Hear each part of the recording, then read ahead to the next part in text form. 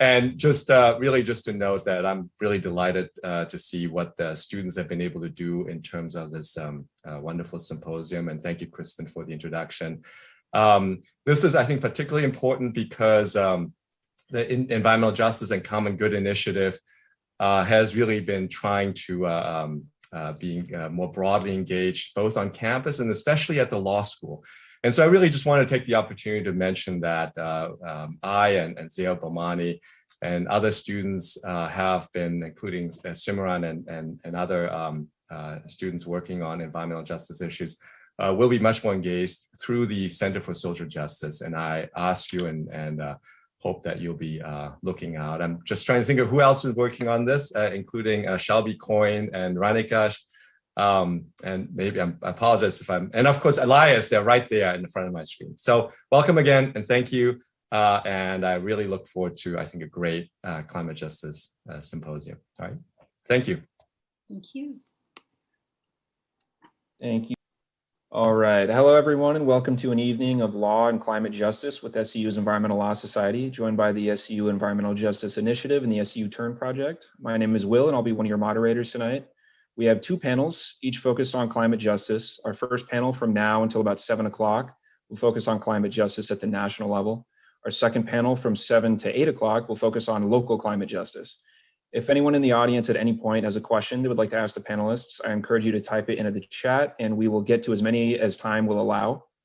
Now to introduce our panelists. First, we have Veronica Eady. Veronica Eady serves as the Senior Deputy Executive Officer of Policy and Equity at the Bay Area Air Quality Management District. There, she provides leadership for the Air District's Community Engagement, Diversity, Equity, and Inclusion Program and deals with policy work and environmental justice matters. Ms. Eady previously served as the Assistant Executive Officer for Environmental Justice at the California Air Resources Board, where she oversaw environmental justice activities. She is former chair of the EPA's Federal Advisory Committee for Environmental Justice.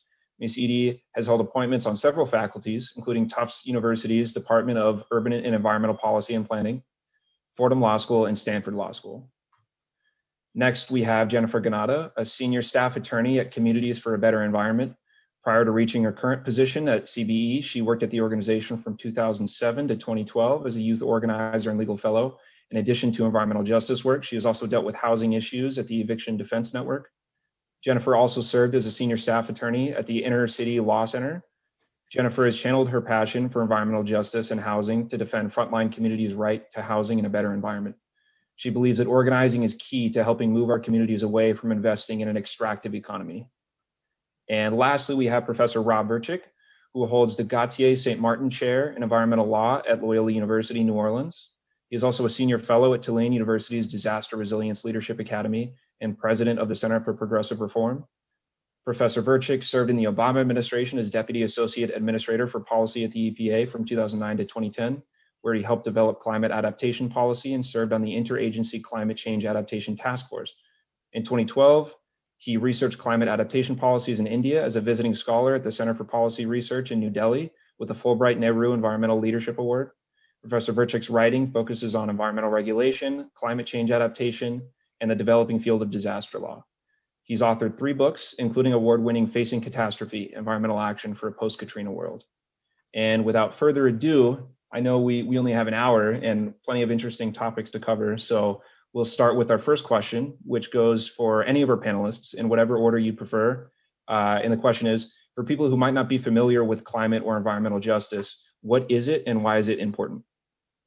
Right. So I can speak to that question. So I actually see them as very much related. When we talk about environmental justice, I think how Communities for a Better Environment looks at it is ensuring that where you live, work, and play, that you have the right to a clean environment and healthy environment essentially. So how we tie that to climate justice work is really, that is on a larger scale, right? So the communities that we're talking about who are impacted because of exactly, I think what you mentioned in the opening, there is a very long history of racism and discriminatory practices. And a lot of that has impacted the way that zoning laws have been created, how communities have been placed. And so when we talk about environmental racism, a lot of that has as a complete result of those practices. So when we think about climate justice work, we think about how those communities are also being impacted as a result, will be impacted by the climate catastrophe that's happening, are some of the most vulnerable communities as well. So I think when we think about environmental justice, we have to also think about environmental racism. How a lot of these things didn't just happen like as unintentionally. A lot of it was intentional because of a, I guess, devaluing of certain communities. And I think that is like the othering of specific communities, and thinking that specific communities of color, don't have the same rights to a clean environment as other communities. So I know that was kind of all over the place, but. Oh, that's great. Thank you. And Ms. Edie or Professor Virchik, you're welcome to chime in, but no pressure. Professor, I'm happy to fill in, but I don't want, you're welcome to go first. Oh, Professor, I think you might be muted. Okay, I saw that. Okay, yeah, I was just going to say, I just want to add to that a little bit. I as you know, I'm in New Orleans and have worked for a long time with groups down here. And a couple things that I think are really interesting about the environmental justice movement is one is it's about distribution, right? Distributions of benefits in society and distribution of burdens.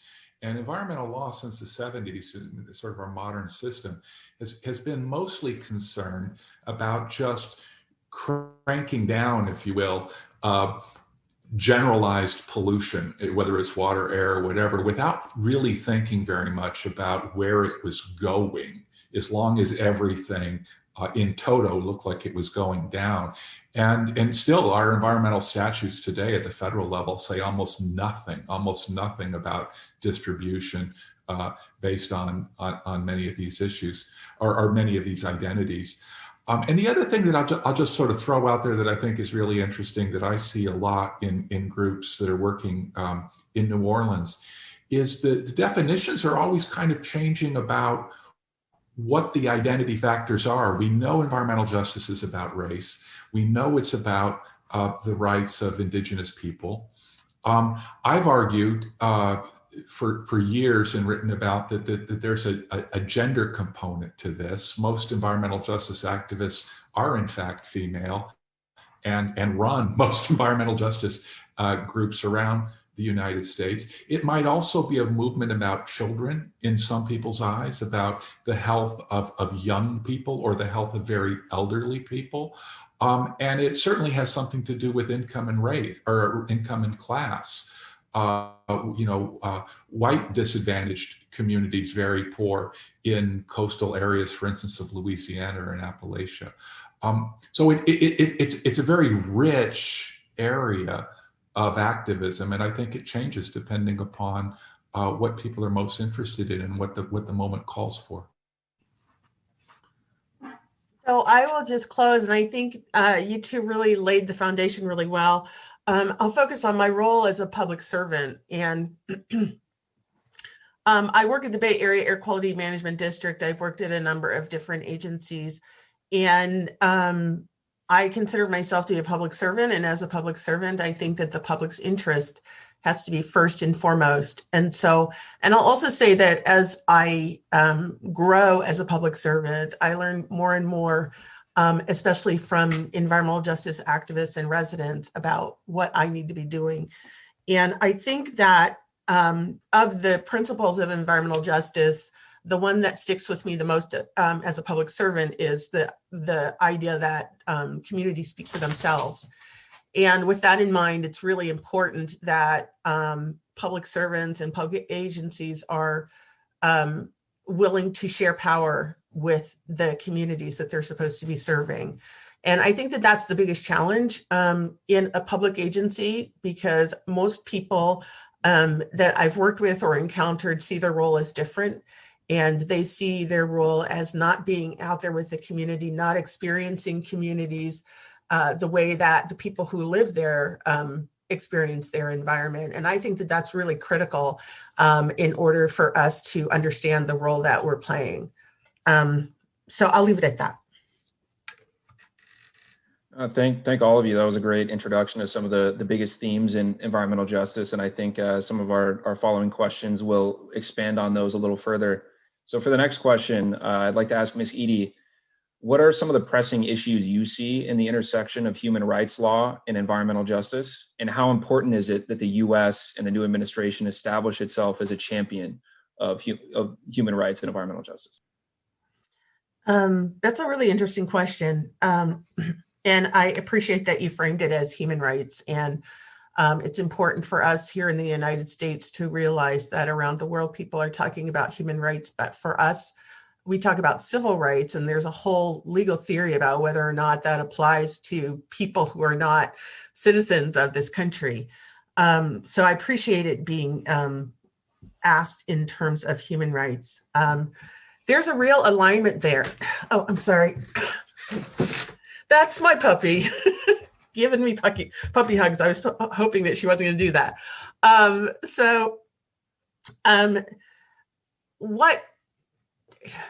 think that there are so many things to be said about this. One thing is that the United States, as I'm sure many of you know, have not ratified a single human rights treaty in decades. And I think that that says a lot. In California, some of the things that come to my mind most are we have the fifth largest, most vibrant economy in the world. We're like a small, or not such a small country.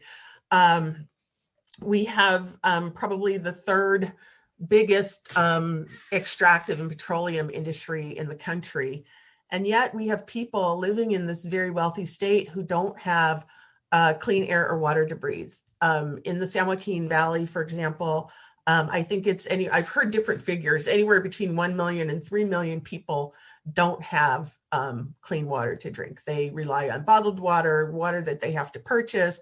And yet there are huge, really rich industries operating there, like the Wonderful Company, for example. And I mentioned them because I remember a tour that I took of Lost Hills, where I got to meet with residents, and they told me themselves what their life was like. And we met outside of the community center that was named after the Wonderful Company. I don't know. It's ironic, I guess.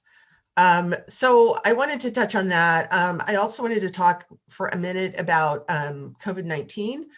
I work in air quality, and there have been so many studies about COVID-19. And in fact, in the early days, a little more than a year ago, maybe March or so of last year, you could see a map of the most heavily air polluted communities in the state. And if you put the COVID map over top of it, they were the exact same communities. These are people who don't have access to healthcare.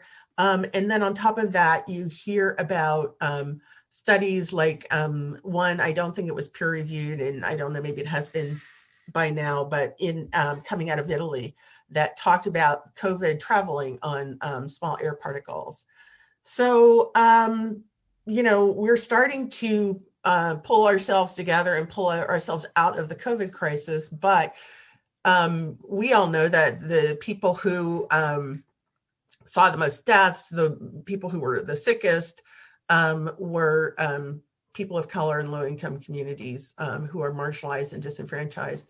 And I'll take a moment to say that my cousin, who was incarcerated, died of COVID in January. And, incarcerated people are people too.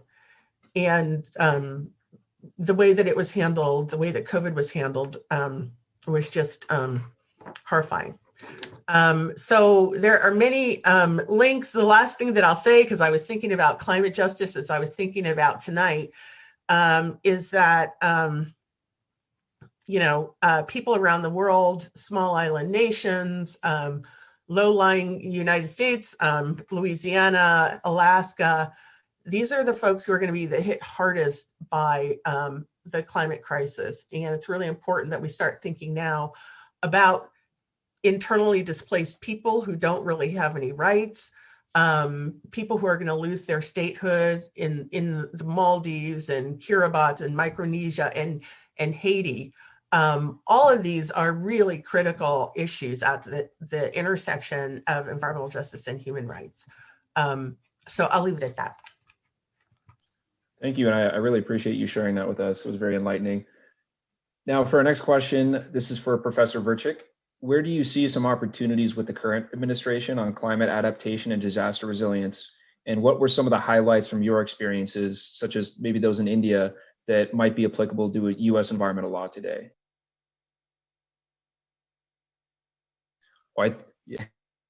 One thing that joins both of those questions is that when we're talking about adaptation, building resilience, preparing for climate impacts, the real work is local. And that's because, right, the threats are local, whether we're talking about losing land because of sea level rise, or whether we're talking about wildfires in Oregon, Washington, California, whether we're talking about droughts in the Midwest, whatever it is.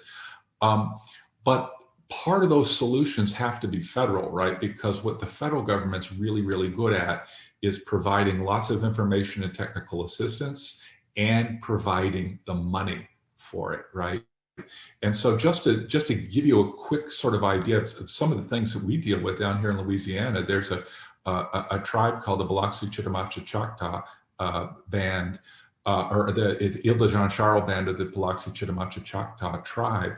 It's a small group of indigenous people living on an island called Ile de Jean Charles, which is only, it's I don't know, maybe 10%, less than 10% of what it used to be. These folks need to move, and they've been looking for years to get money. They finally got some money from a HUD grant, some $48 million. And it's all hung up in getting into the state, and they're not being recognized, you know, by the state government that's holding the money, and the government wants to build them housing that they don't want on terms that they don't want. It's a very sad story. What does all of this deal with, right? They need the money, but the local expertise is down in Louisiana. So one thing that Biden is doing, which is terrific, is he's using some of his executive powers to try to move money around. One of the problems with getting money from, let's say, FEMA programs or from HUD programs is that often most of that money has to be used after a disaster's already happened rather than before. But they are actually sort of making, from what I understand, they're discussing moving some budgets around where you might get as much as $10 billion in something called the BRIC program, which you could look up, BRIC. And that BRIC program would be available to communities before disaster strikes. But 10 billion is a drop in the bucket when you're talking about the whole country. There are at least 12 different communities in the United States right now that are trying to move as a group because of climate change, and they're all tribal communities. There are a few in Washington, there are a lot in Alaska, and then there's one down here in Louisiana. So what Biden needs to do, right, is he needs to get legislation passed. And this infrastructure bill could be a huge move in that direction, because it would move toward resilience of the power grid, of roads and bridges. Down here in Louisiana, we elevate new highways like by 17 to 20 feet because we're required now to take climate change into account, sea level rise into account. So that's a major thing, is those infrastructure dollars. Another thing, and I don't know how they're going to thread this needle, but the National Flood Insurance Program is on life support right now because we have so many more floods and damage than we used to. Some people just want to sort of make it all actuarially sound and just crank the rates up, but that's going to hurt poor people. That's going to hurt middle income people. You're going to have people who suddenly have houses that can't be sold because they can't be insured. And so there's got to be something to figure that out, right? Whether it's vouchers or whether it's some kind of a graduated scheme for people based on need. And I don't know, you know, California, Louisiana, Texas, Florida, these are the states that typically are really pushing for some kind of reform in that area that doesn't hurt people who need it. But I think the infrastructure bill is probably the biggest thing. Okay, what about India? So I spent a year in India and I went to a number of places. One thing I found, which is not unlike the United States, is that the movement has to be local. And when the local people care about something, they can get things done if they can find the resources. So I spent a lot of time in a city called Surat, which is the diamond polishing capital of the world. If you have a diamond on your hand, it probably was polished in Surat, which is on the Arabian Sea. But they flood enormously. They had plague very recently, just in the last 20 years, something like that. And finally, the business community, which is wealthy because it's diamond polishing, right? They got together with the local groups and said, we've got a lot of social capital in this city because there are a lot of poor folks, but they all know each other. This is a place where little boys who are 10 years old travel around with a handful of diamonds in their pockets, taking them to a merchant or something.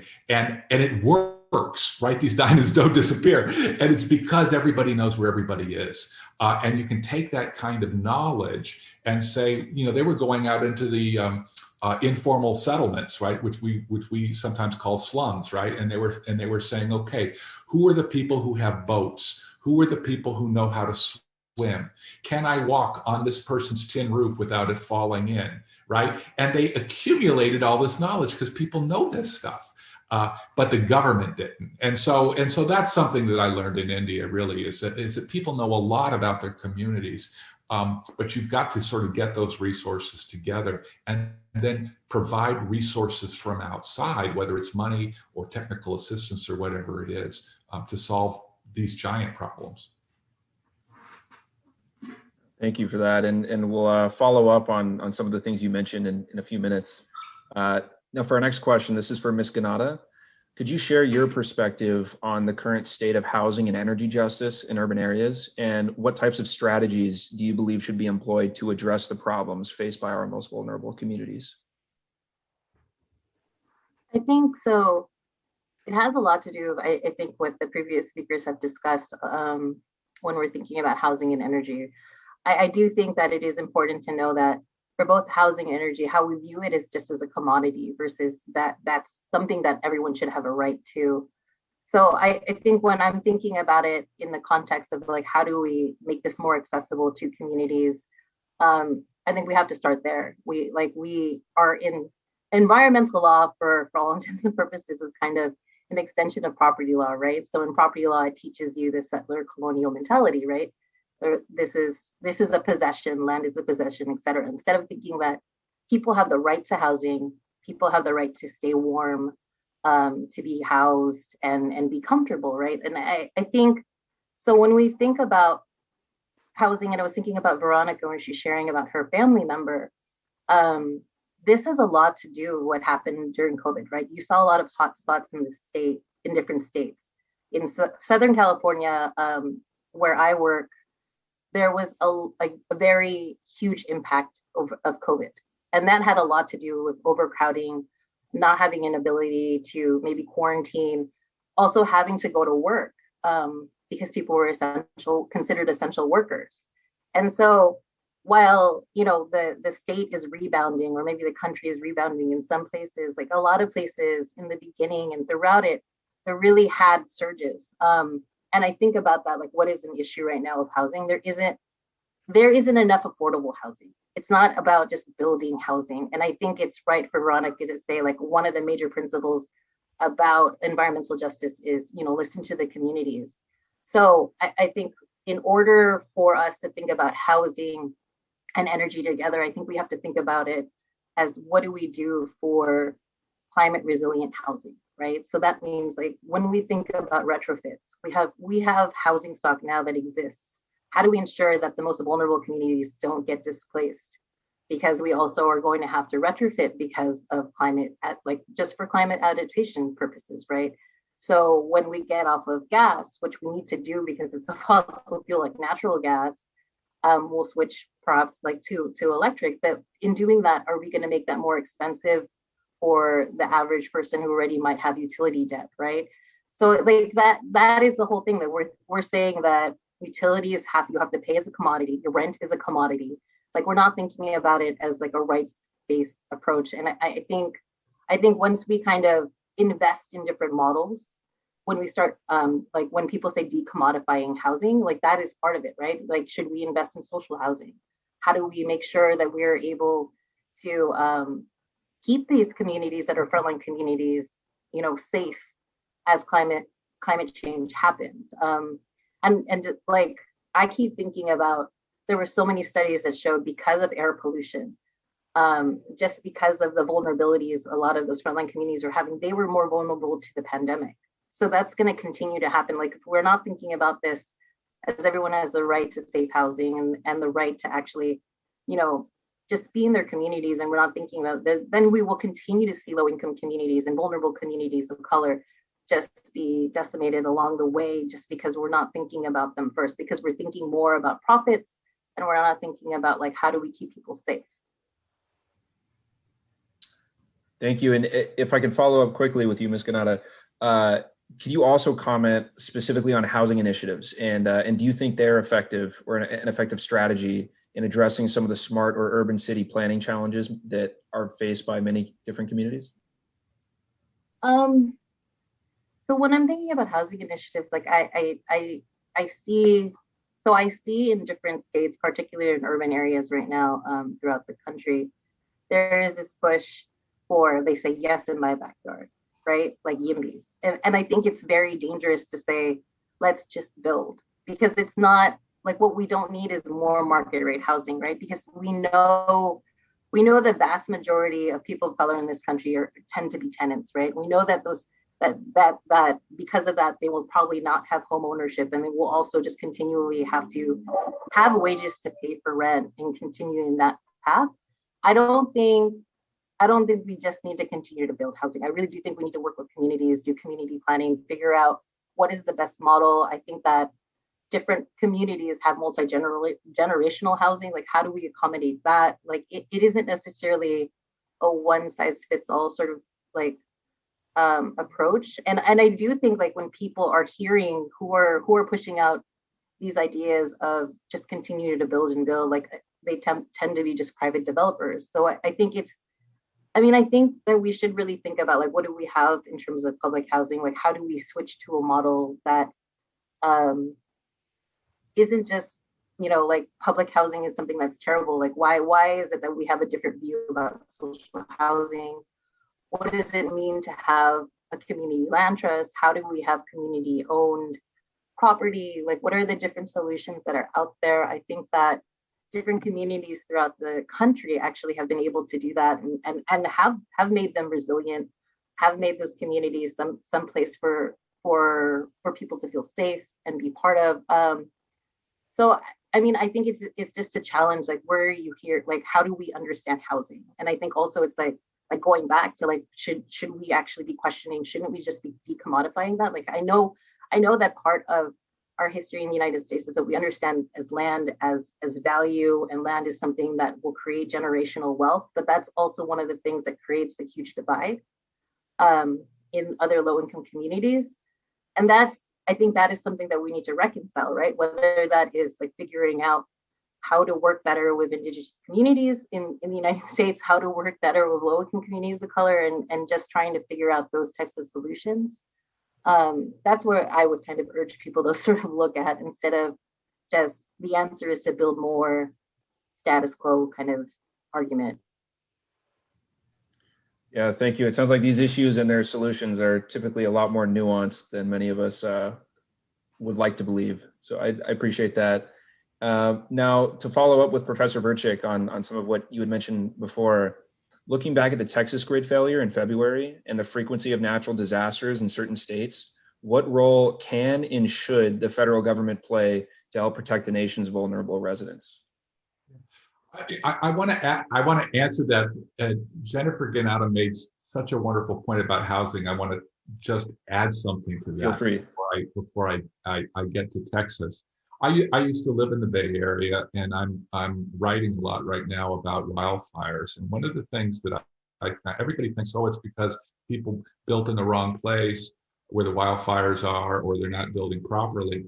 But if particularly in California, but also Oregon and Washington, the reason most people are living in these fire zones is because they can't afford to live in safer places in San Francisco or parts of Silicon Valley or whatever. I mean, Santa Rosa, right? As you know, right? That's the area that is in the fire zone. Why are people living there, right? It's because they're getting pushed out.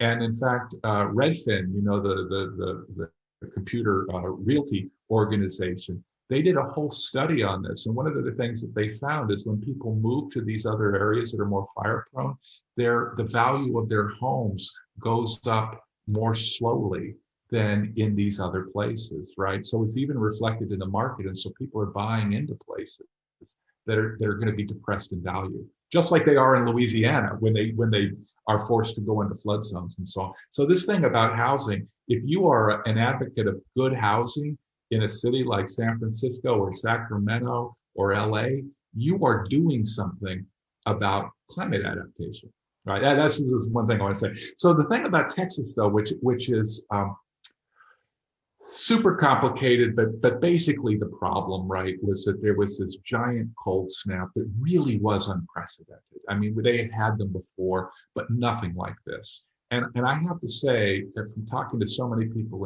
and researching this area, there was no way this was not going to be a bumpy ride. The Texans, the regulators didn't do it right? And we can all agree on that. But the problem was really a generation problem, meaning that most of the electricity that was lost and caused the outages was because of a failure of natural gas. It was a failure of the pipelines which froze, of the pumps that froze on the wells, and then the generating power plants. All right. Why did all of that happen? Because they weren't weatherized, right? Why wasn't it weatherized? Because the regulators in Texas recommended but did not require weatherization. And in fact, you know who regulates the oil and gas pipelines and pumps? That's the Railroad Commission, right? And so no one's talking about the Railroad Commission, but I guarantee you they are not going to start all of a sudden requiring that. Now, the Public Utility Commission in Texas, which has gotten a lot of grief and should, they're the ones who didn't require the weatherization of the power plants. There's been a lot of talk about the market situation, you know, that they have a relatively loose market and they didn't have a market for capacity. They only had a market for electricity, and that's a bad thing. I'm here to tell you it's a bad thing, right? But as much problems as that market, as many problems as that market has, it wouldn't have helped anything in this particular situation at scale, because if your natural gas is frozen, it doesn't matter that there were incentives for capacity in these things. And so my point there is there are a lot of things that change, but the thing that you really want to change is just require weatherization. I mean, a basic role of government is to keep people safe. And you can have different kinds of markets. You can have freer markets, more restricted markets. You can do all kinds of innovative things if you want. But at the end of the day, you have to have government safeguards that just make sense. And the problem in Texas is because their grid is within the state and self-contained because they don't want it to overlap. There's very little room for federal regulation. And that's the problem. They should, in fact, import and export electricity across the grid. It would have saved them if they had done that in this situation. They could have been getting electricity from California, right? But they weren't, because they wanted to be isolated. And the reason they want to be isolated is because they don't want to be federally regulated. But I think those days have got to go. And I have to say, I'm not very optimistic about what Texas will probably do, because requiring people to do stuff that's more expensive is not popular with ratepayers, right? It just isn't. And so there's got to be a way, and this goes back to what Veronica Eady and Jennifer Granata have been saying over and over. You don't want poor people to have higher electricity bills, right? And so you've got to have some way to ensure that people have the access to a basic human right, which in this case I would say is electricity, right, power, without saying we're just going to not care about the safety of the system, right? And so we've got to decouple those things and say you can have something that's safe and that is affordable because it's a human right, right? Because energy, like housing and like health care, are things that really are expensive if they're done right, but that we have to make them available to people who can't afford it. And so it's a social issue from that point of view. Great, thank you. Now, going back to Ms. Edie, what are some of the most important steps that this administration can take to advance climate justice, in your opinion? And what form do you think that will most likely take, such as maybe the Environmental Justice for All Act or any other thoughts you might have? I'm sorry, Ms. Edie, I think you're still on mute. Sorry, story of my life. So there are some things that are happening right now that I'm watching to see how they develop. You know, they've appointed Gina McCarthy as their domestic climate czar, John Kerry as the international climate czar. I'm really not clear yet on what those roles mean or what they're going to be doing. But, you know, maybe it's a good sign that that the president has seen that there is a need to have people to guide this policy. I'm just curious to see how things unwind. You know, they created this Environmental Justice Advisory, White House Environmental Justice Advisory Council. And I think that they have a lot of good people there. And so I'm interested in kind of how that unfolds. It feels a little bit like the Clinton administration when, you know, he signed 12898 and he created the EPA's Environmental Justice Advisory Council. And, you know, in those early days, there were some great people on those councils. And, you know, I think that there was some frustration, you know, that their good work wasn't really implemented. And, you know, this even went on in the Obama administration. I mean, I was a nonprofit lawyer and meeting with the Obama administration, with Lisa Jackson, with Gina McCarthy, with their Justice Department around implementation of Title VI of the Federal Civil Rights Act. And for whatever reason, some reason I think that was unknown to the advocacy community and lawyers, that EPA wasn't really able to make any headway, you know, and we'd been waiting since, you know, the 1993 and the Clinton administration. So I think that there are some good signs. I'm probably most excited about the advisory committee because there are some really good people on that. But the administration is going to have to do a lot of rebuilding. You know, they're going to have to rebuild the Environmental Protection Agency, you know, rebuild Interior and all of these agencies that were gutted and where scientists left. And there was so much institutional knowledge there that, you know, it's going to take some time to get that back. I think that the Department of Justice is critical. I think that we have a really good start with Merrick Garland, and there were some really good people.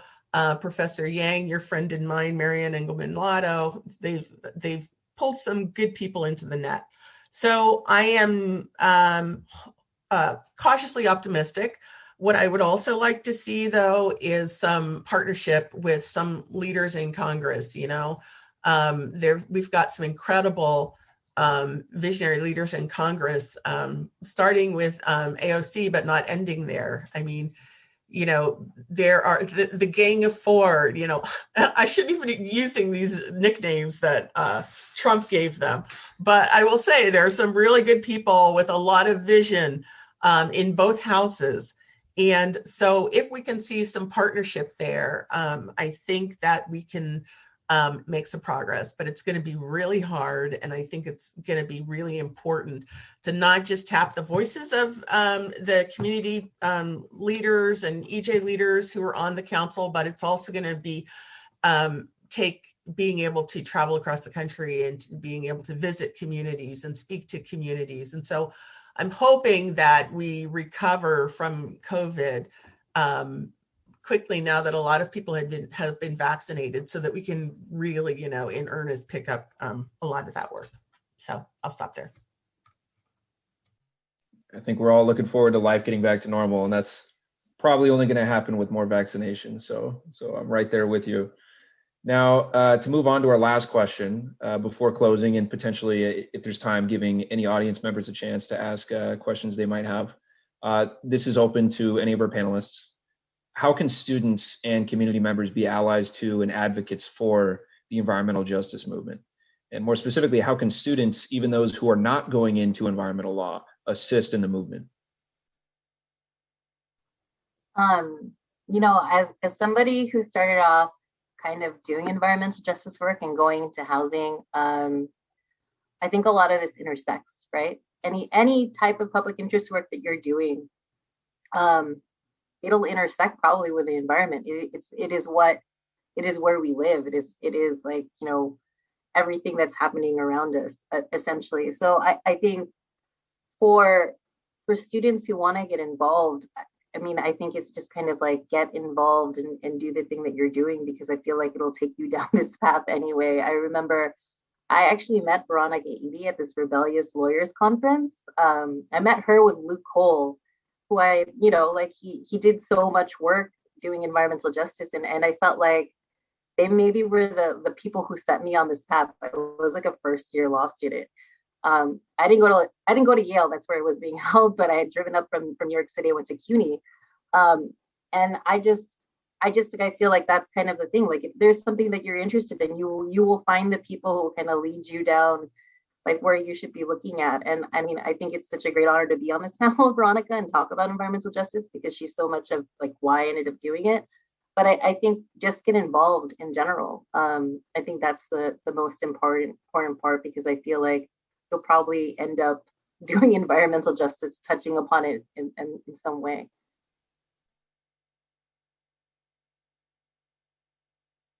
I would just like to add something brief, and that is to learn to be a really good listener, which is what lawyers, one of the superpowers really good lawyers have anyway.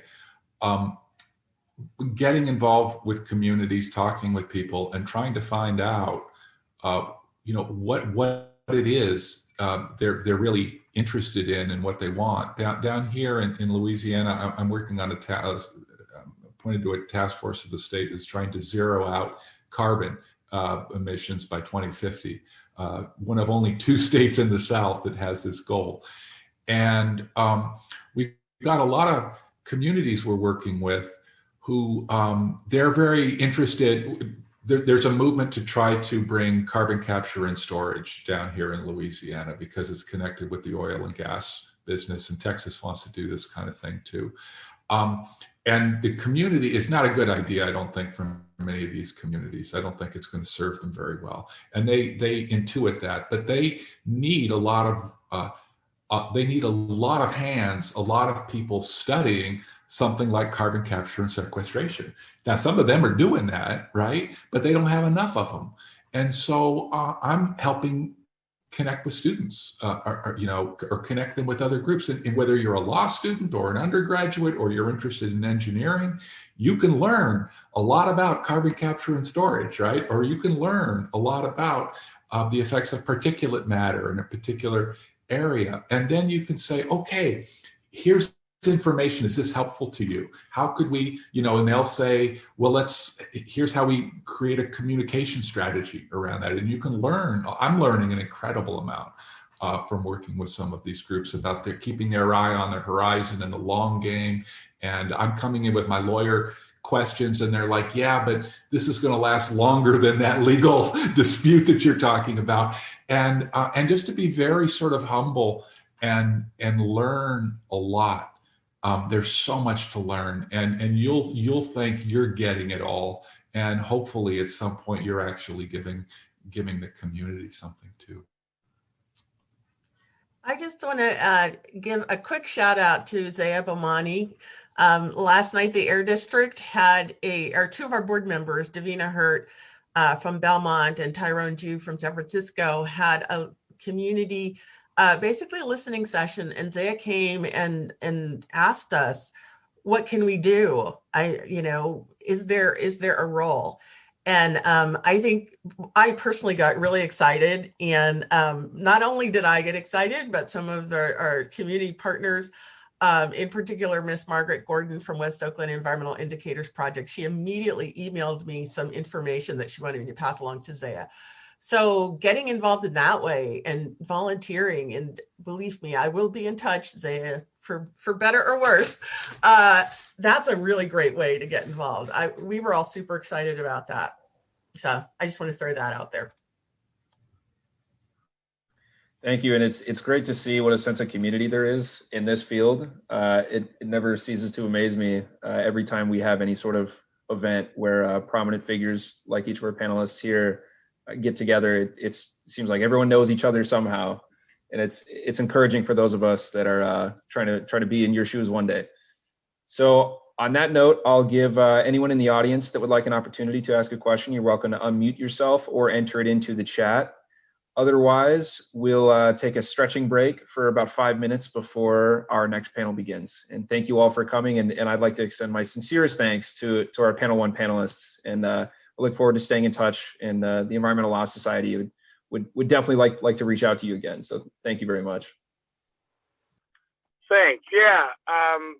Just quick question. We're doing lots of environmental justice projects out here in Stockton, and we run into situations all the time where, it just doesn't sit right. We've got a major railway program coming through. They're doing a grade separation, and they don't have to do any mitigation because everyone they're impacting are low-income communities of color.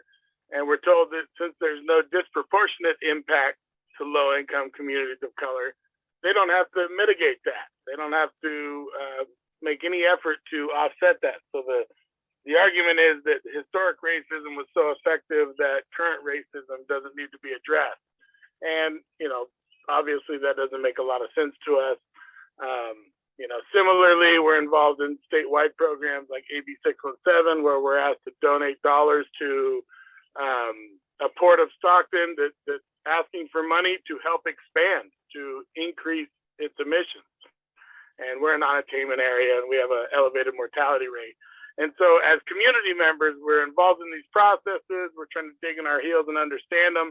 But lots of times it comes down to the legalities of it all. And, not a whole lot of lawyers pick up the phone and show up for free. So I'm wondering if there's anyone on here that can provide information about securing legal advice and ultimately legal assistance in protecting communities that have borne multiple generations of disproportionate impact. Matt, if you email me, I can see, maybe I can refer you to somebody. We don't work in Stockton, but I can see if other partners that we have. I know that I can try reaching out to different groups, but maybe that might help. It's not a promise. Yeah, I'd love any assistance. In fact, I had your emails forwarded to me just the other day. So okay, yeah. I'll reach out. We were talking about LA stuff in that conversation, but yeah, we could use any assistance we can get. It's pretty outrageous, the things people say out loud. Hey, Matt, it's Veronica. Hi. Hi. Great presentation. Thank you. And I love your little Manila Rising photo. That's awesome. Isn't that cool? Yeah, I'm sorry. I'm in a remote location without a camera. That's okay. Yeah, love this org. I just wanted to say also that you might try contacting the Attorney General's office. I know that Attorney General Javier Becerra has gone on to Washington, D.C. to be head of HHS, but one of the things that he did was he created an environmental justice unit. And I'm assuming that they are still there under Attorney General Padilla. And so you might try contacting Christy Vosberg, who's the head of that group. Thanks. I just did that, and she connected me to some staff, and the new AG, Rob Bonta, is known to our community. And, his mom, I think, does like our Tai Chi classes in Little Manila or something. So thanks for that. You're welcome. It's crazy though that there isn't sort of a clearinghouse for people to ask for vetted, clear, clean legal advice about projects and even government initiatives in their community. I mean, I've been dealing with the state of California and regional air districts, and they're telling us one thing, and it sure sounds like a Title VI violation to increase pollution in a place like Stockton, but California's paying for it, and so who's the adult in the room when there's multiple governments and their policies don't seem to get along? So you bet, I'm harassing the OAG, and Jennifer, I will definitely reach out, but I think, I shouldn't have to harass people at 7 o'clock at night on a workshop to get information. There really does need to be, I don't know, a Justice League or something. But thank you for the information. I really appreciate it. This is a great panel. Thank you so much. Hi, everyone. Thank you for joining us this evening. I'm going to be moderating our second panel. My name is Elia Kazemi, and I'm a 3L at SCU and the president of the Environmental Law Society here. In this panel, we're going to hone in on some local campaigns for environmental justice. Unlike the last panel, our next three speakers are all involved in the same organization. Green Action is a grassroots organization that mobilizes community power to win victories that change government and corporate policies and practices to protect health and to promote environmental, social, and economic justice. I'll take a minute to introduce our three speakers, and then we'll get to some questions. Thanks, Will. So first we have Maricela Mares-Alatorre. She is a community organizer and policy advocate with Green Action. She is also a coordinator for El Pueblo para el Aire y Agua Limpia, People for Clean Air and Water of Kettleman City. Ms. Mares-Alatorre is a mother of two and a longtime resident of the farm worker community of Kettleman City, California. Next, we have Bradley Angel, who is the executive director at Green Action and helped found the organization in 1997 by working with grassroots community leaders. Mr. Angel has been a local and national leader in the environmental health and justice movement for over 30 years. Bradley co-founded and helps coordinate the Bayview Hunters Point Environmental Justice Resource Task Force, which we'll hear about. Mr. Angel also serves on the steering committees of the California Environmental Justice Coalition and the Bay Area Environmental Health Collaborative. And then last but not least, we have Professor Zaya Bomani, who is a lecturer in environmental law and policy at our very own SCU. He is a civil rights attorney and a legal scholar with a focus on race, gender, human rights, and environmental justice. Professor Bomani has worked on legal cases and state and federal policies to protect LGBTQ people from discrimination in employment, schools, and healthcare settings. He has received multiple awards for his scholarship and activism. So welcome to this panel, to our virtual campus. We would love to be welcoming you to our actual campus, but in the future we will. Thank you all so much for being here and contributing to the conversation. So I'll jump right in. Our first question today is for Mr. Angel. Today is a very special day. It's Earth Day. We may or may not have planned it this way. I know that Green Action held an Earth Day rally today for Bayview Hunters Point and Treasure Island residents. Do you mind explaining to us, giving us a little summary of what is going on in these neighborhoods and how is this an example of environmental justice, or rather environmental injustice? What are some of the main challenges that residents are facing currently? Hey, everybody, good evening. And I would say happy Earth Day, except unfortunately, the Earth is not doing all that great right now. And neither is Treasure Island residents or Bayview Hunters Point residents. It would take a few days to really answer your question. So we're not going to do that, and it'll really take too long. But today in front of San Francisco City Hall, Green Action joined with community groups, other environmental justice organizations, social justice organizations, environmental groups, to challenge the city and county of San Francisco, the mayor, the board of supervisors, over the fact that, you know, San Francisco's seen and they promote themselves as international leaders in the environment, international leaders in climate.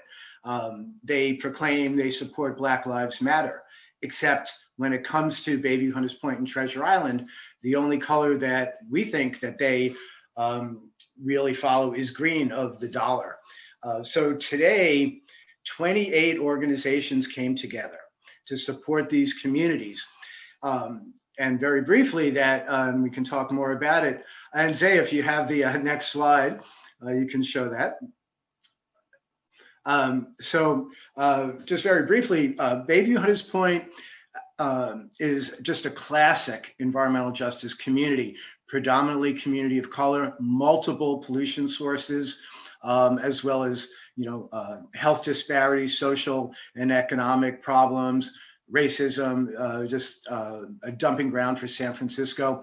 And what we addressed today was the fact that the Hunters Point Naval Shipyard Superfund site, one of the most contaminated sites in the nation, is slated for luxury development by the Lennar Corporation.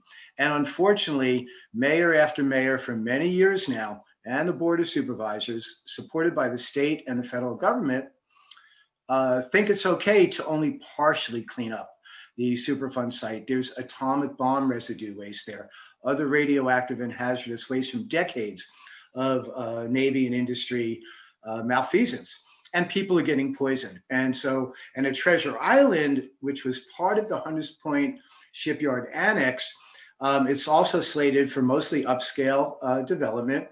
And there, they also have radioactive and toxic waste. And while they don't have the atomic bomb waste, one of the things that's just so outrageous there is that there's a couple of thousand, mostly people of color, in women, mostly women-led families of people who formerly did not have homes. And they were given homes in subsidized housing. That's good, except it is literally on top of, or maybe 15 feet from radioactive and toxic waste. And no human being should be in that situation. And so we spoke out and challenged the Board of Supervisors and the mayor, who are pretty much in bed with the mega corporate developers, to support the community. And we had a really good turnout. It was a great event, and we can talk more about it. But why don't we go to the other questions, because I could go on for a long time about all of that. Thank you. And we will come back to talking about this a bit. But next, I wanted to ask a question for Ms. Marzalatorre.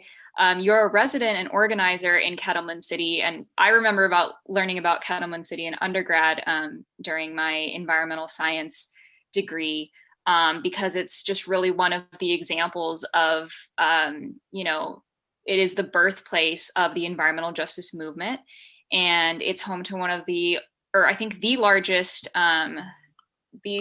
hazardous waste landfill in the West. There have been multiple campaigns. Sorry, I don't know if I cut somebody off. There have been multiple campaigns led by residents. Can you speak to some of Kettleman City's environmental justice issues that you worked on? What were some of the takeaways from those experiences, and how were the residents of Kettleman City able to achieve success?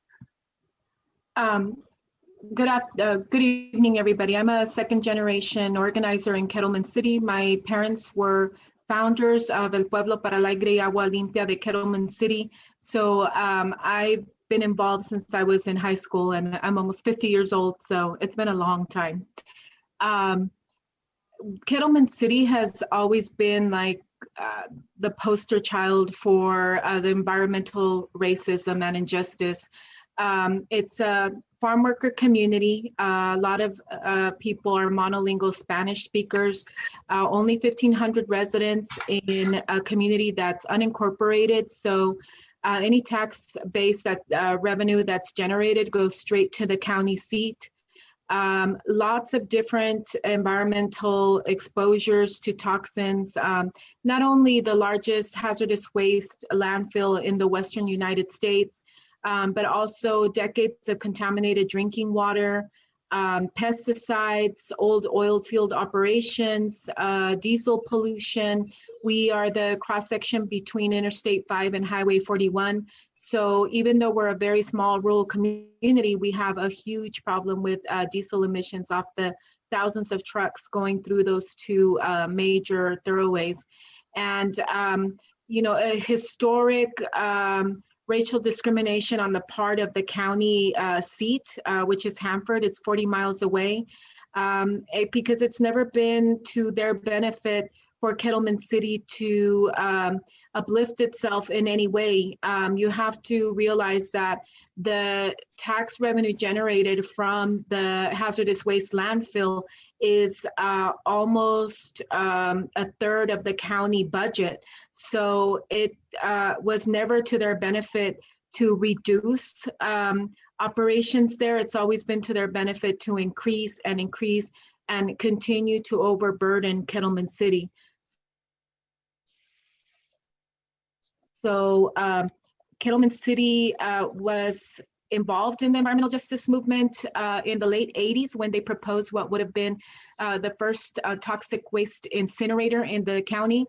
And they had, multiple hearings and permit meetings where they refused to translate documents, where they asked Spanish-speaking residents to go to the back of the room. And finally, in '93, the company decided to give up. It wasn't because a regulating agency said, oh, this is a really bad idea for this, poor community, overburdened community. It's because the company themselves chose to give up in the face of opposition from the community. So that was great. We thought, so we defeated the incinerator and we thought everything was great. Fast forward to the early 2000s, and this company, the same company that proposed this toxic waste incinerator, they decided to almost triple their operation, which, again, it's already a huge landfill. So the community got together, People for Clean Air and Water and Green Action. We went door to door and did a survey, a really informal health survey where we expected to find a lot of stuff like asthma and other lung issues, maybe some cancer. What we found was that within a 14-month period, there was 13 children born with birth defects, including 5 children with cleft palate. Now, the normal rate of cleft palate is 1 in 1,000 births. When you look at a community that has 1,500 people and you have 5 cleft palate births in 1 year, that should be really alarming. So we petitioned the county, the state to do a study. They finally did a study at the urging of then Governor Schwarzenegger. But when they came out to do this study, they didn't do any biomonitoring whatsoever. They did an 18-page questionnaire of 5 of the mothers that they got to agree to participate. And surprise, surprise, they found that they didn't know what had caused the birth defects, but they were sure that it wasn't the landfill. And using these findings of what they called a groundbreaking study, they went ahead and approved the expansion, and that's where we're at today. During the permitting process with Kings County, there was one meeting that was held in Hanford in the evening at the county seat that was packed with employees from the company. And when we got to that meeting, we found out that if you spoke English, you got 5 minutes to testify, whereas if you spoke Spanish, you got 2.5 minutes to testify. And my dad, he's a naturalized citizen, he protested because he said he wanted equal time to speak. And because of that, he was dragged out of the meeting by 8 police officers, and they were ready. They had a mobile sheriff's unit, they had canines, they had SWAT team people. They were ready for us. And for the crime of asking for equal time to speak, my dad was dragged out. So because of that and other instances of denial of language access, we filed a civil rights complaint, and we're in federal mediation for 7 months. And we finally got a civil rights settlement signed with the regulating agencies. And we'll talk more about that as we go. But the point that we're at right now is trying to get those agencies to comply with the promises that were made in the civil rights agreement, because not only would it benefit Kettleman City, would benefit any community in the state that's facing permitting issues for toxic waste landfills. Great, thank you. That kind of brings us to a question for, since I want to hit each of the speakers before coming back to ask some follow-up questions. Professor Bomani, you have experience as an educator, a lawyer, an activist. How challenging is it, as from a legal perspective, kind of to go against some of these big companies that have all these tools and resources at hand? They have these studies where they say, oh, it's not us, you know. What are some of the legal challenges that come from that? And do you have any, you know, anecdotes from your work with Green Action? Sure, yeah. Thanks again for having me and inviting this panel to speak. Just based on my own work, this past summer, I was a Wineglass Fellow, which gave me funding to work with Green Action. I was very fortunate to get connected with Bradley Angel. And I've been doing this work since then, specifically working with Green Action on the Bayview Hunters Point issue, and just starting to get more involved right now with Treasure Island. I think the biggest problem is that we're in a country and we're in a state that promotes environmental protection, and California in particular is known as a leader of environmental protection, environmental stewardship. So on paper, everything actually looks great. We have agencies and laws and regulations that say, you know, it requires community involvement. We're supposed to look at the most impacted communities. There's the CalEnviro screen that was developed by the California Environmental Protection Agency that looks at communities that have the highest burden of environmental pollution. And it turns out that even though you can have the best rules and laws and even people behind the scenes doing this work, if you're not enforcing anything, it really is meaningless. And that tends to be the biggest challenge, especially working in a place like California. And we can hear from our other two panelists, Bradley and Marcelo, that there are laws that are in place, and we have rules, informal as well as formal rules, that say you're supposed to do certain things. You're supposed to look at the impact that a rule, a regulation, or a proposed project will have on a group of people.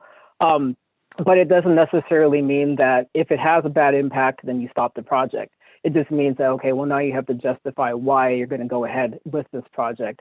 Take India, Bayview Hunters Point, for example. I got involved with Green Action and Bradley and Bayview Hunters Point, specifically around the India Basin Mixed Use Project. On paper, it sounds amazing. It's going to add new housing. It's going to have a portion of it be affordable housing in San Francisco.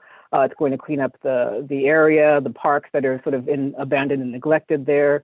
It's going to promote business and residential enterprises. It has all the markings of what's supposed to be a great development project.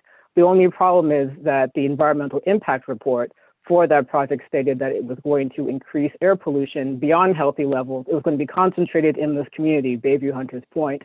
So this is a report done by the city itself. And it would be indefinite, and it would be in violation of thresholds for air pollution.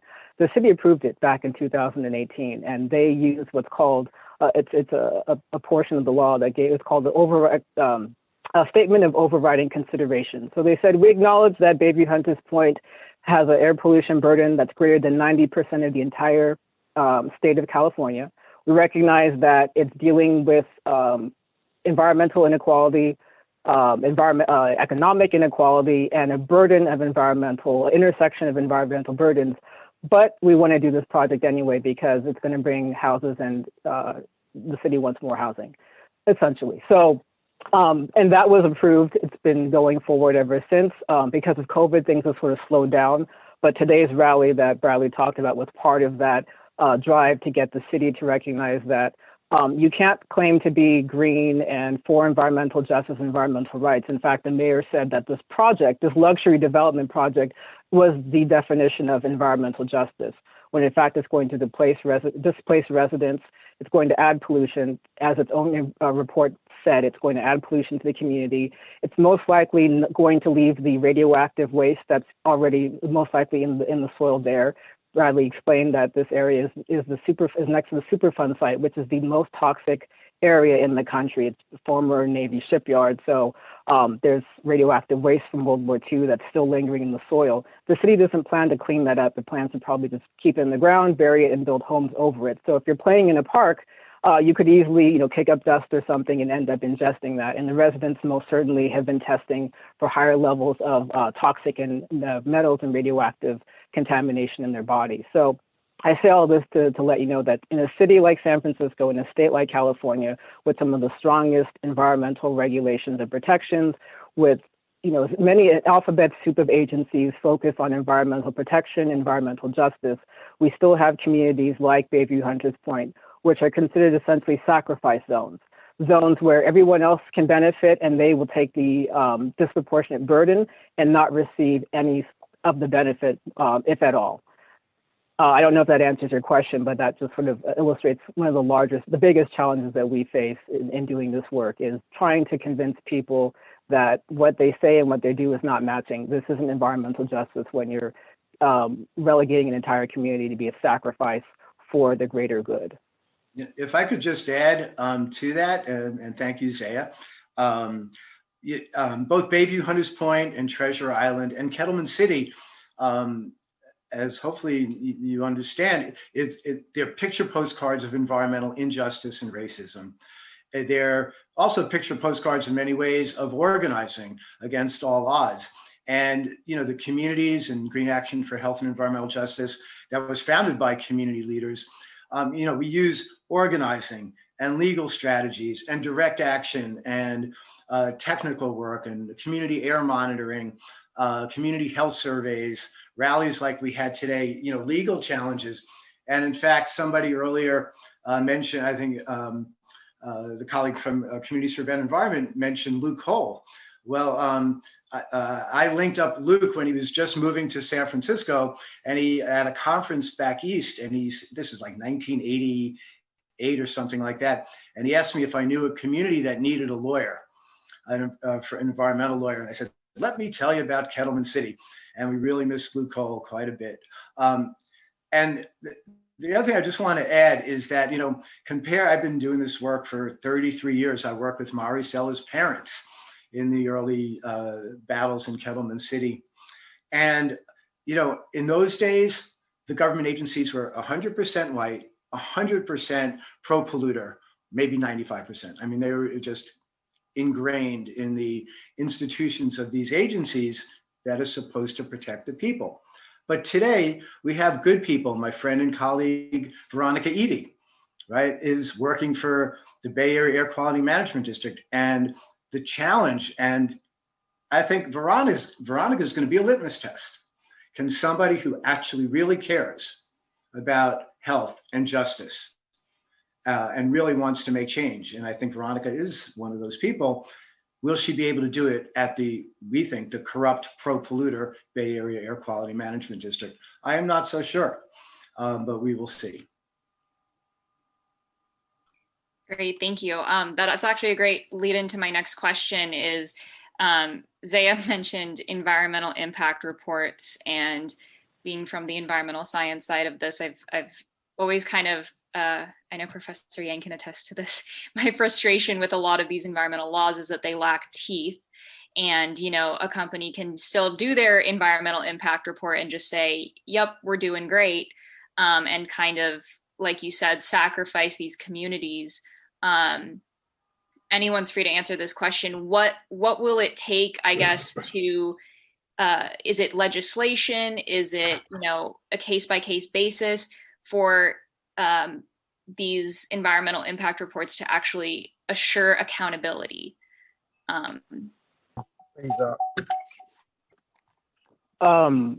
happy to start off with this, and I'll be brief so that I can let Marcella and Bradley mention, or to speak. But I think in the short term and long term, I think short term, unfortunately, agencies tend to pay attention to the letters that come after your name. So if you've got a JD, you've got a PhD, even if you're saying the exact same thing that directly impacted community members say, they will often prioritize or listen to your comments above those of the people who have been there for years and who are struggling, in some cases dying of the pollution that's in their community.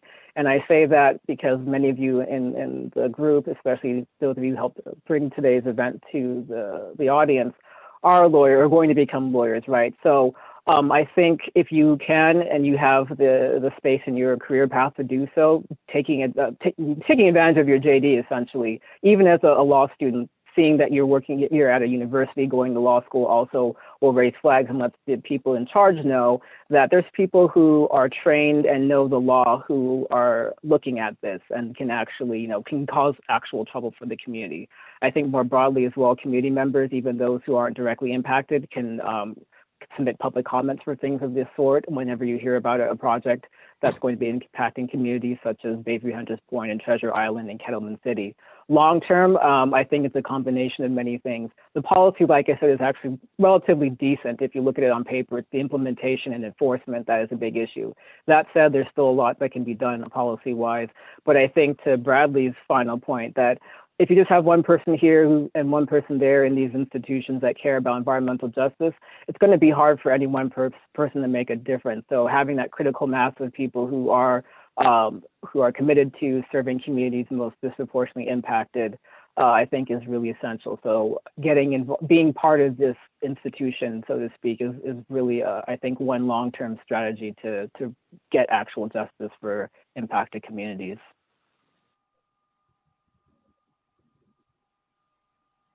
And I just wanted to add a point about the environmental impact reports.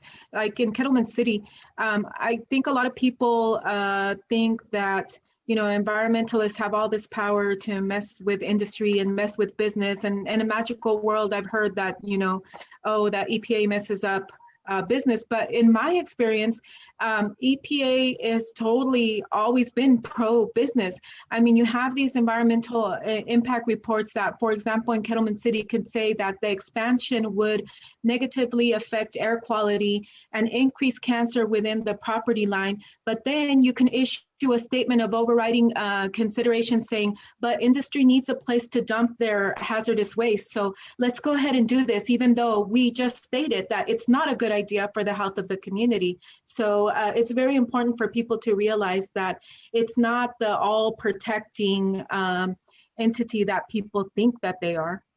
Yeah, and I would just add that, and as I mentioned, as we've been discussing, from organizing and working with communities for so many years, and again, urban, rural, and indigenous communities from California to, the other end of our country, that, what I've learned is it takes all the tools in our organizing toolbox, from the legal to the hell raising, the technical, knowing the facts, mobilizing the community, building alliances.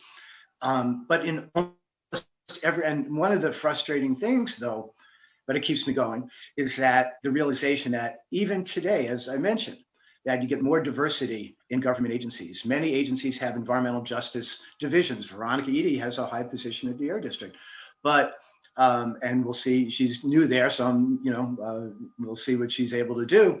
But in other agencies, and they even hire people out of our movement and pay them big salaries. And I don't know what happens to these folks because they start saying the exact same thing that the pro-industry guys say. So, we need legislation, but even in California, for example, and where we had 7 months of federal mediation, resulted in the most precedent-setting environmental justice civil rights settlement in the nation. The State Department of Toxic Substance Control blatantly and knowingly violated key provisions. They complied with some, which was some good victories, but the stuff that would really help communities across the state, which was in legislation, Senate Bill 673, to consider the cumulative impacts of pollution and socioeconomic indicators. That's like transformative. They signed on the dotted line and then ignored the legislative deadlines and ignored what they signed in the civil rights complaint and settlement. So, we really have to use all those tools of legal, hell raising, and everything in between. Great, thank you all for answering that question. That also segues nicely into my next question. I think that I will hand to Ms. Mara Zalatorre. In your, many years of working community organizing in Kettleman City, what have been some of your wins, and how did those wins set out precedent for future wins? How have you seen, you know, things progress? Obviously, there's still a lot of problems, of course. What are some of your, you know, positive takeaways, I guess, from your community work? Well, coincidence or not, I'm not sure, but within 24 hours of signing the civil rights agreement, we got a call from the state water board insisting that they wanted to work on the water issues in Kettleman City. We had been on contaminated well water for decades, was contaminated with arsenic and benzene. Arsenic is endemic to the Central Valley. There's a lot of communities that face that same problem, but the benzene was a leftover from the old oil drilling days. So back in 2010, when they did the groundbreaking birth defect study, although they said that they didn't know what caused the birth defects, you know, they did say that we had multiple sources of pollution and that the water situation was very bad and that it should be worked on immediately. Well, 6 years later, when we were in federal mediation, that problem hadn't been solved yet. So we do have the California aqueduct running through the back of the town, which provides fresh, clean drinking water for Los Angeles. And by the way, if I might add, Los Angeles, we send them our water and they send us 500,000 tons of biosolid sewage sludge that is processed into compost 4 miles outside of our town. So when you look at equity issues, you know, come on now. So we send them for clean water, they send us their poop. And after the signing of the civil rights agreement, we got that call, things got into place. And as of last year, we went from contaminated well water to water being pulled out of the California aqueduct and being processed by a water treatment facility plant. So that's a big victory for the town. Being able to drink water from the faucet was unheard of, you know, for so many years in Kettleman City. My daughter, who's 13 now, but when she was little, we were watching a movie and someone in the movie went up to their sink and they got a glass of water and they drank it and she said, "Oh, Mommy, they're drinking from the sink." Because in her experience, she had never seen anyone drink from the sink. It was bottled water always. In fact, the state acknowledged the state of the water was so bad that for several years, they were providing us with bottled drinking water that was delivered to each home, 30 gallons per month, because they knew that the water was very, very bad, and they knew that it was within their power to fix it. So that's been a huge victory. And I think even though, as Bradley pointed out, we've had trouble with them, you know, keeping to the timelines that we set up in the civil rights agreement, just the fact that we have a document that exists like that, that we could point out and hold regulating agencies accountable with is a huge victory. Thank you for sharing that. That's really important to, you know, learn from the victories as well as from the challenges. I want to go back to Mr. Angel. You mentioned San Francisco Bay Area being, you know, this champion area of progressivism, and in some ways it is. What other elements unique to the San Francisco Bay Area specifically make these campaigns either more challenging or, you know, work in your favor than, you know, some other part of California or the US? Right. Well, there's different unique things in every community, right? So there's challenges and opportunities as well. And so, you know, in organizing, you know, how do you empower people? And so, for example, in Kettleman City, is, you know, Maricela reminds me all the time, you know, that fight's been going on for so many decades, right? So how do we, and, you know, there's third and fourth generation of leadership and activism there now. And so, you know, you get burnout, you know, for a while with the birth defects in Kettleman, there was so many TV cameras all the time, and police, there was a hearing that an agency had, and as Maricel and I were there, the place was surrounded by the cops at every corner coming into town, following people around. And so there's challenges like that, but you just can't back down. In Bayview, Hunters Point, it's challenging. Again, the struggle has been going on there for so many decades, but we've won some victories in Bayview, Hunters Point. right across the street from what was Hundreds View Public Housing, one of the worst dilapidated public housing complexes anywhere at the time. Across the street was PG&E's notorious, infamous Hunters Point power plant. And the stack was on the level of people's bedrooms. And so, and the government kept going back to Willie Brown when he was mayor. Oh yeah, we're gonna shut it down, we're gonna shut it down. And they never did. They didn't have public hearings. They said it was fine.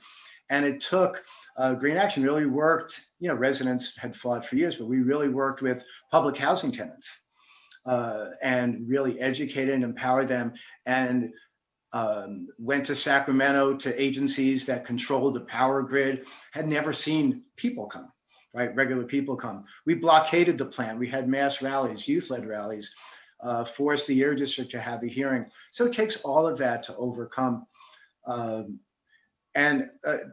if I could also just add, in terms of the greenwashing, what I would call a whitewashing by these government agencies, including the city and county of San Francisco, you know, it's Earth Day. Climate is a big issue, including tonight's discussion. And San Francisco is developing yet another climate action plan. But funny, what's not really, but what's left out of their climate action plan is the fact that the biggest impact to San Francisco around climate is not going to be superheat like in Kettleman City. But what it will be is the fact that the government plans to leave atomic bomb waste and other radioactive and toxic waste buried at the waterfront in Bayview, Hunters Point, in Treasure Island. And they've removed some, but their plan is to leave some buried by the waterfront of San Francisco Bay. But there's just a little problem, of course, which is sea levels are rising due to climate change. The state's latest projections are 7.5 feet by the end of the century. So what that means is you leave atomic bomb waste by the waterfront at the Hunters Point Shipyard Superfund site, it's going to end up in the bay and in the heart of Bayview, Hunters Point. And it's already harming people there. So these are the challenges of overcoming. And I was exchanging emails with the head of the San Francisco Department of Environment the other day. And she told me, I asked her, did you see our comments for your climate action plan? She said, yes, very good, but we're really not going to address that in the climate plan. I mean, it's insanity, it's corruption, and it's unacceptable. And that's actually why Green Action for Health and Environmental Justice exists, and so many other awesome groups around this country, because it's up to the people to take this act, you know, to protect ourselves. Thank you. I'm planning to ask Professor Bomani a question about, you know, young students and young lawyers, but I think something that listening to you talk and listening to Ms. Marzella Torre talk about how many years, how many generations a lot of these problems have been going on in specific areas. You know, you have some wins, but even in Kettleman City, there's still a lot to be done. I guess just asking from a perspective of a student who has only been, you know, working in environmental education and advocacy for only a couple of years, how do you, you know, keep going emotionally, personally? What are some of the things that keep you going? And I know I'm going a little bit off script, but that's just kind of, you know, part of being in this field, I think, is constantly feeling that burnout and that exhaustion and that frustration that can be very emotional. And I feel free, any of you, to answer this question. I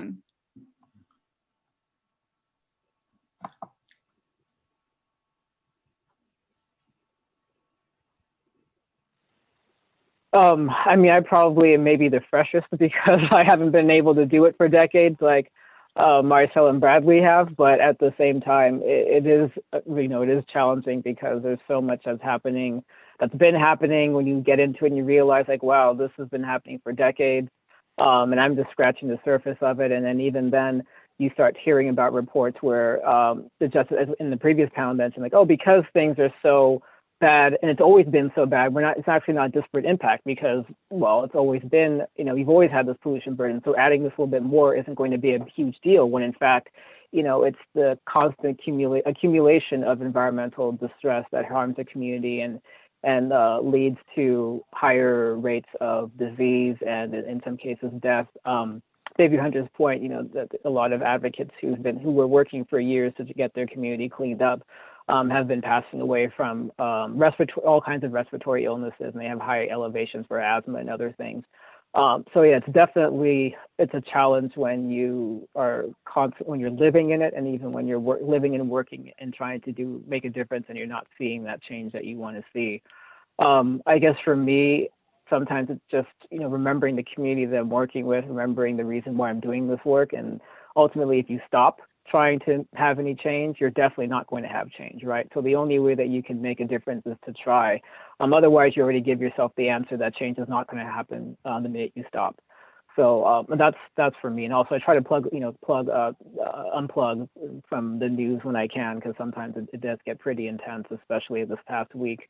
A lot of people were probably feeling all sorts of emotions and feelings, especially around the trial of Derek Chauvin. So, but I say all that because it doesn't mean be ignorant and not listen or pay attention to what's going on. But sometimes you just do need to give yourself a break, especially if you're overwhelmed with so many other burdens that you're dealing with. I say that's my piece.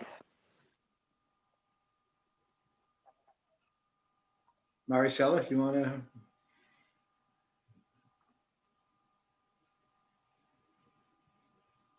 Well, I'll just say real quick for me, I definitely, Green Action's involved in so many. I just think that I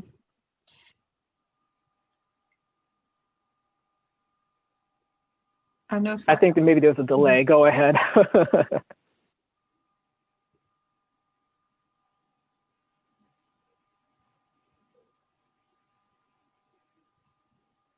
She's on delay, I think, in Kettleman.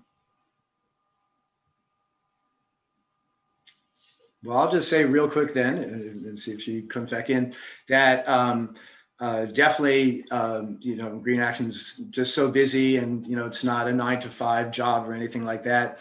And taking breaks is really important, and being, healthy and taking care of oneself. But in addition to that, and I definitely try to take my breaks, but I'd say two things keep me going. One is that I see the injustices of government agencies and corporations. And, I've been organizing since I was 13 years old, and will do so till the day I'm not around anymore. So I just feel, I got to speak up and challenge them.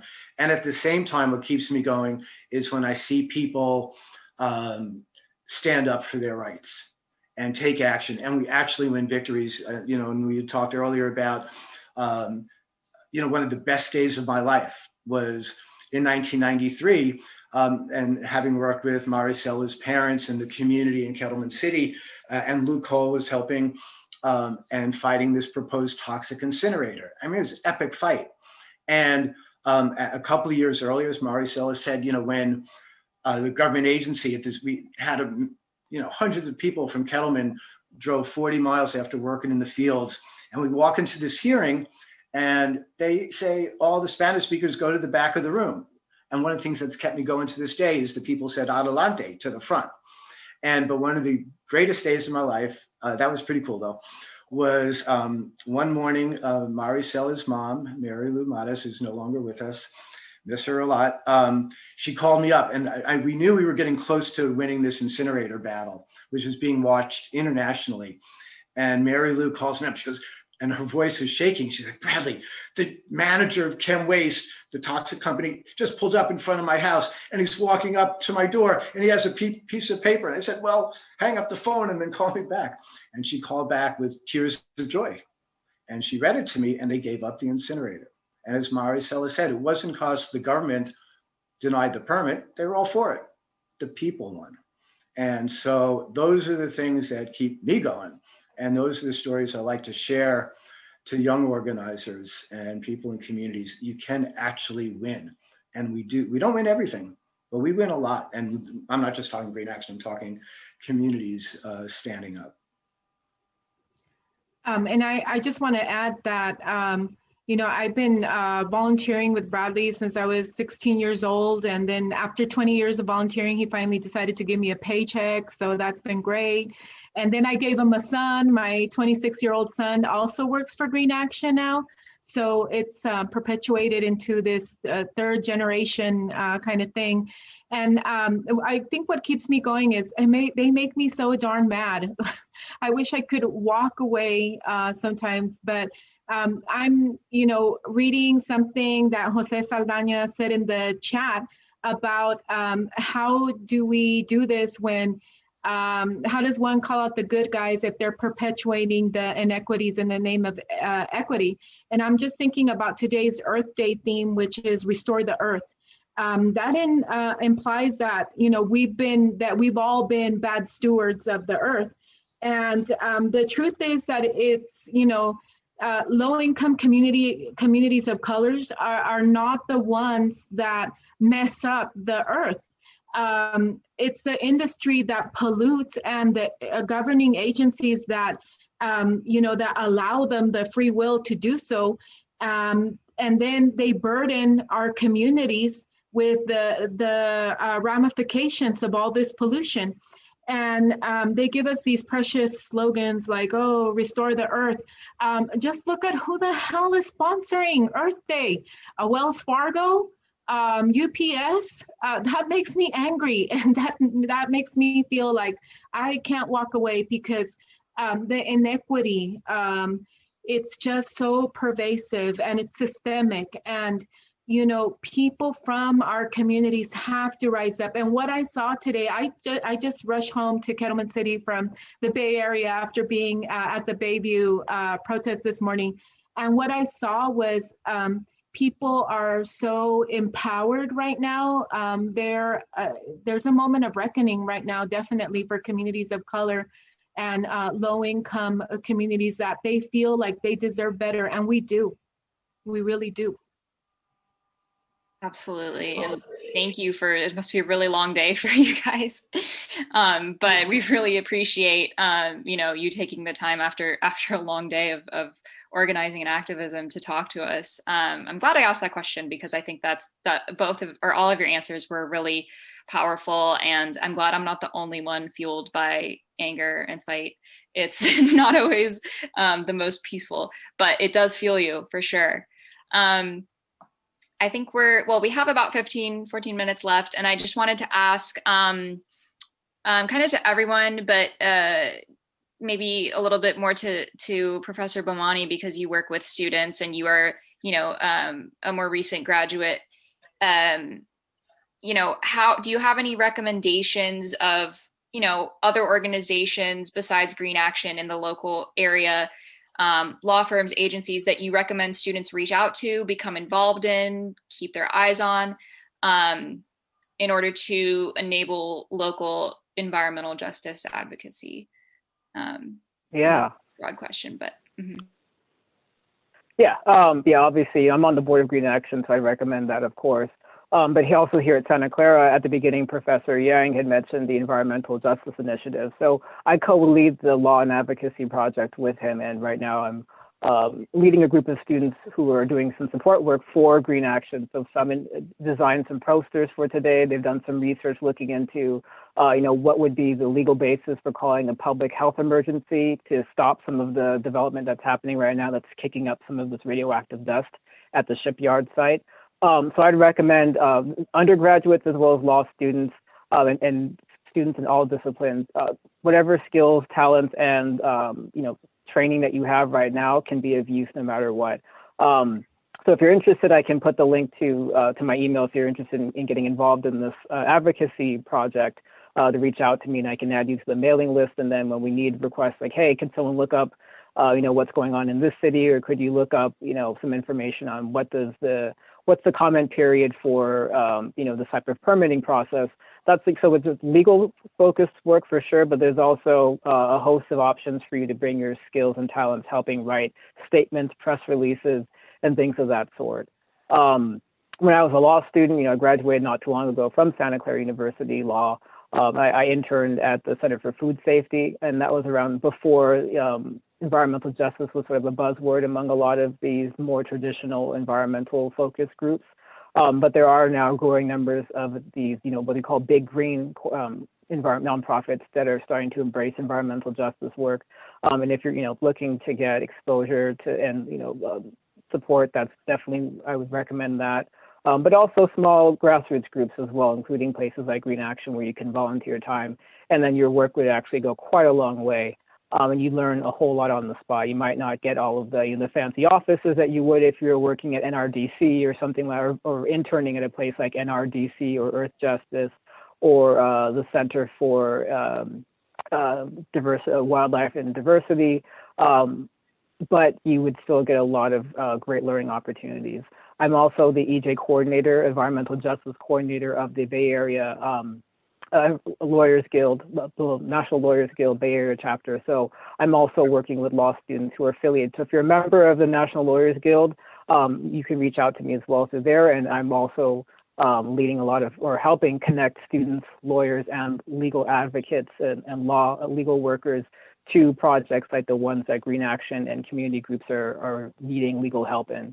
So those are the two that I would recommend. Reaching out to me. I'll put my email in the comments so that you can, if you're interested in getting involved either in the advocacy project as a law student or an undergraduate student, or the National Lawyers Guild, if you're not a member, join. It's the first, the oldest racially integrated bar association. Before the American Bar Association or others would allow Black people to become lawyers and join their association. National Lawyers Guild was the first to do that. They've been doing progressive, I would say progressive/radical work, people over property defense across the country.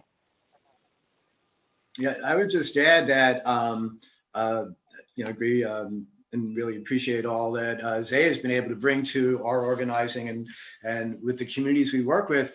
One thing I would disagree though, if you really care about environmental and climate justice, I would recommend don't go to the big greens. They got tons of money. And then they go out and they go out and raise money claiming that they do environmental justice, but that's often not the case. But there's great organizations everywhere. And of course, what I think of Green Action, but there's, Communities for a Better Environment that was on the earlier panel.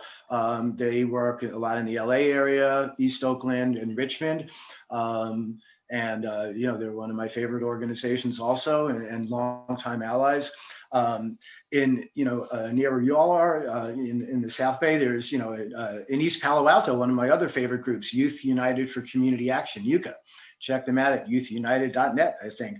But West Oakland, there's groups, East Oakland, all over the place. Community groups and environmental justice organizations, we do need the help. And, we don't have the $1 million donors, right? One of the miracles of the world, if you believe in such things, like when we started with Maricella's parents and other community leaders, Green Action in late 1997, we were like, well, this is really great. We have these amazing community leaders, the Madres of East LA, groups from South Central, indigenous groups all came together. And this is awesome, but how are we going to pay the bills and actually, keep the phone and the computers going? And because we don't have those really rich donors, we are led by and founded by low-income, working class folks, and so it's these types of groups that really, I think, need the assistance, and it does make a difference. Yeah, I would just echo what Bradley said. We've never been in this movement by ourselves. It's always been, with allies and, our legal allies that have helped us so much. We were fortunate to have Bradley Angel knock on our door, and we were fortunate to have worked with Luke Cole. We couldn't have achieved the victories that we've had without that assistance. So it's really important. Right. I think that. Oh, sorry. Go ahead, Sam. Oh, I was just going to add the point about the big green groups. I wasn't saying that go there instead of a grassroots group, because they definitely are well resourced. I do recognize that law school is not cheap and it gets more expensive all the time. So there are some people who decide to work not even in big environmental law. They might just go straight to big law, corporate law, make a lot of money, pay off their loans, and then do the work, or do the pro bono work on the side. And that's also something you can get paid your big money to do pro bono work at these communities, and oftentimes leverage the extensive resources that some of these orgs have to work to help support these groups and communities. You know, obviously it's a slightly different relationship than working directly with grassroots groups, but you know, I get it. You know, money is and loans are real. There's also the Public Service Loan Forgiveness Program, so do check that out, studentaid.gov. If you do work in nonprofit or public service work for 10 years, you constantly are paying off your, you know, paying every month your loan. After 10 years, the remainder of your balance is forgiven. So you don't have to go to big law or big green law firms to do the work. You still actually can, you know, make a living working at nonprofit grassroots groups doing this work, and then getting that big loan at the end forgiven. You guys, and yeah, I think that, you know, if you registered, we have your email, and we can do like a follow-up potentially with all these, you know, emails, connections, resources that, you know, if you didn't catch it or it's not in the chat, that, you know, we can go ahead and follow up with everyone. I also want to mention that I have had a lot more each year. I've been in law school. I've had more undergrads reach out to me through their environmental professors that are interested in environmental law. I think that's really great. I also want to, you know, put my email out there, and the email, I'm sure, of any of my fellow ELS members out there as well, for the undergrads who are tuning in, that if you're interested in law, if you're interested in environmental law, please reach out to us. I know that, you know, some of our panelists are very busy, but I'm sure they're also, you know, if you ask politely and nicely, they will give you, you know, their advice as well, and can reach out to them. So we'll definitely do a follow-up. We only have 5 minutes left, but if anyone has a question, Professor Yang, I see you raising your hand. Thank you.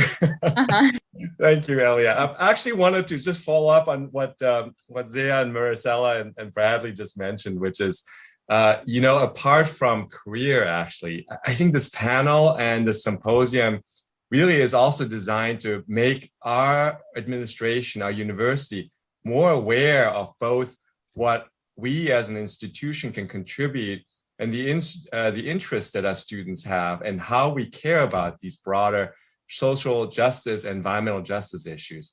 In large part, as a way of devoting more resources and really encouraging to raise money for, you know, to support this kind of work. So I just wanted to make that a pitch.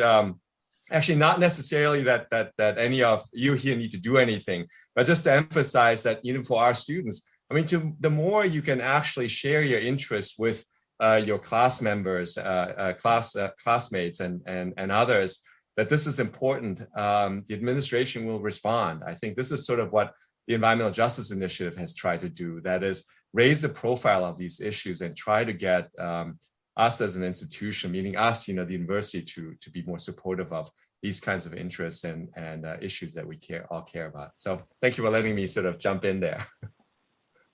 Yeah, I'd add to that too. Students, like, let your, not just professors, but administration know, because they listen way more to you than they will to us. If we say we want funding to do this law and advocacy project, they'll say, oh, it's nice. But if a whole, you know, group of students come and say, we've been hearing about this, we want this to be something that we can do and take part in, they'll actually pay attention. So yeah, please do spread the word and let not just your professors and peers know, but also let the administration know that you want a sustained project that gives you the opportunity to work directly with communities who need the help and the resources that the university can provide. Thank you for that. Yeah, that's really important to me too, as I'm coming upon graduation. Personally, this event has really been a beautiful culmination of, you know, my time here and my fellow 3Ls here. So thank you to everyone who made it possible. Professor Yang, Professor Bomani, my fellow ELS Executive Board, and of course, our wonderful speakers. Thank you for sharing your time. Thank you for sharing your experience. It's really priceless. And I hope you guys will hopefully see more Santa Clara students, you know, helping out in the future. So that concludes our spring symposium. We will follow up with the raffle winners and also follow up with some resources. But thank you all for being here, and I hope you guys have a wonderful evening.